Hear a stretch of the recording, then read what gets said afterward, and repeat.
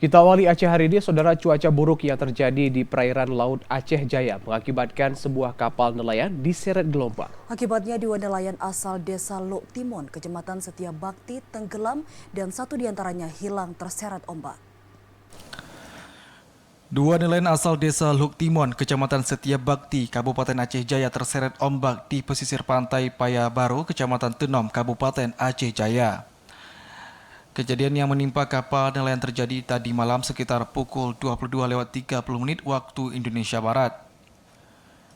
Akibat kejadian tersebut, kapal nelayan mengalami kerusakan parah dan tenggelam. Dari informasi yang diterima, kedua nelayan asal Luk Timon yang terseret ombak masing-masing bernama Ruslan, berusia 27 tahun dengan kondisi selamat. Sedangkan satu nelayan lainnya atas nama Rizal yang berusia 42 tahun masih dalam status hilang. Saat ini tim SAR gabungan terus melakukan pencarian di area lokasi dengan harapan nelayan yang hilang bisa segera ditemukan. Kapolsek Tenom Ibda Jepri Rosadi mengatakan kedua nelayan yang terseret ombak di perairan Laut Tenom terjadi saat hendak pulang setelah mencari ikan. Menurutnya kedua terseret setelah dihantam gelombang besar dan badai sehingga kapal yang mereka tumpangi terhempas ke pinggir pantai. Kemarin sekitar pukul 10.30 dua orang nelayan dari Tiga terdampar di sini, satu orang korban belum ditemukan dan satu orang lagi sudah selamat dan sekarang posisinya dalam penanganan medis di Puskesmas Tenom.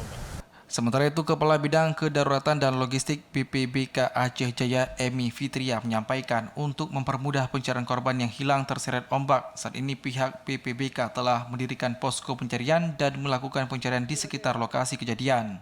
Tetap standby di sekitar lokasi dan melihat cuaca. Kalau memang cuaca memungkinkan, kita menelusuri pantai, sepanjang pantai, dan kalau memang memungkinkan, kita juga akan turun ke bawah. Korban yang hilang dua, cuma satu selamat. Yang satu sudah dievakuasi ke Puskesmas Tenom, sementara yang satu lagi masih dalam pencarian. Sejauh ini tim SAR gabungan yang terdiri dari TNI, Polri, BPBK, SAR, PMI, Tagana, dan masyarakat terus menjadi pencarian menyusuri pinggiran pantai karena untuk pencarian di laut masih sulit dilakukan karena cuaca buruk. Dari Aceh Jaya, Muslia di TVRI Aceh melaporkan.